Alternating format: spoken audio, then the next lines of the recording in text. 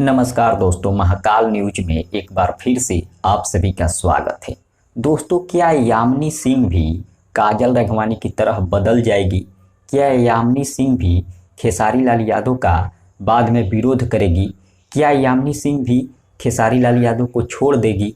एक बहुत बड़ा सवाल उठता है मन में, और ये हमारे मन में नहीं बल्कि खेसारी लाल यादव के जो चाहने वाले हैं उन्हीं में से कुछ लोग ऐसे हैं जो बार बार फेसबुक पर पोस्ट करते हैं यामिनी सिंह को लेकर।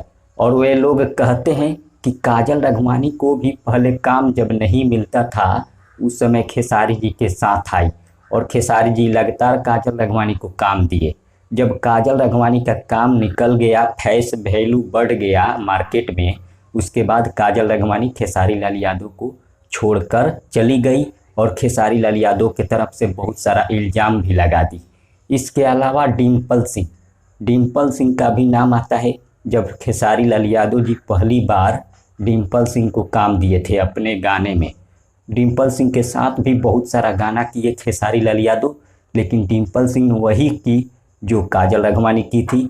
और डिम्पल सिंह भी खेसारी लाल यादव को छोड़कर चली गई और खेसारी लाल यादव के खिलाफ इंटरव्यू में बहुत सारा बयान भी देती है। और वही सब देखकर फैन लोग चिंतित है और बोल रहे हैं कि काजल रघवानी डिम्पल सिंह की तरह भी यामिनी सिंह बदल सकती है, क्योंकि यामिनी सिंह का भी अभी फेस वैल्यू मार्केट में उतना नहीं है। अपना फेस वैल्यू बढ़ाने के लिए और मार्केट में फैन फॉलोइंग बढ़ाने के लिए खेसारी जी के साथ आई है। बाद में यामिनी सिंह भी बदल सकती हैं, बहुत सारे लोग बोल रहे हैं। ये हम नहीं बोल रहे हैं बल्कि खेसारी लाल यादव के जो चाहने वाले हैं उनके अलावा भी बहुत सारे लोग हैं जो बोल रहे हैं। फिलहाल आपका क्या राय है?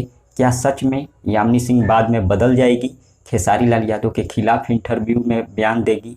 क्या आप क्या सोचते हैं? कमेंट करके ज़रूर बताइए। मिलते हैं अगले वीडियो में। धन्यवाद।